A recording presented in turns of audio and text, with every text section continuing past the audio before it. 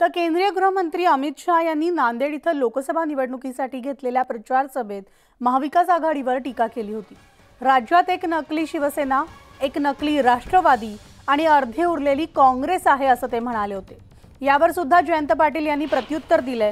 एका पक्षाचे दोन तुकडे करायचे आणि मग आपण त्यातल्या एकाला नकली म्हणायचं आणि ज्यांनी फोडाफोड केली आहे त्यांनीच त्यात कोण असली आणि कोण नकली ठरवणं योग्य नाही। खरं तर कोण असली कोण नकली हे महाराष्ट्रातील जनता ठरवेल।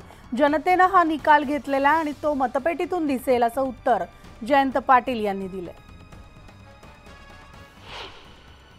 असं आहे की महाराष्ट्रामध्ये दोन पक्ष फोडले तरी देखील प्रतिसाद मिळत नाही।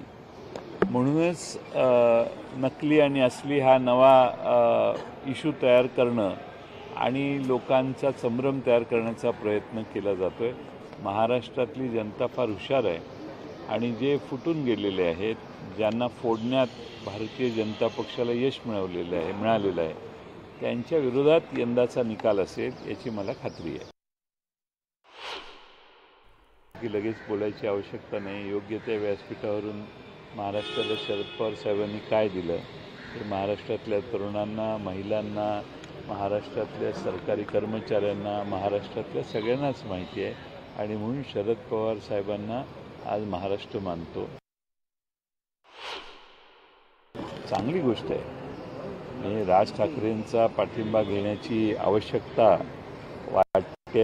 त्यांचा फोटो छापला जातोय। मोदी साहेबांच्या बरोबर राज ठाकरे आता सभा करणार आहेत। या सगळ्या गोष्टी चांगल्या आहेत त्यांच्यासाठी, राज ठाकरेंसाठी।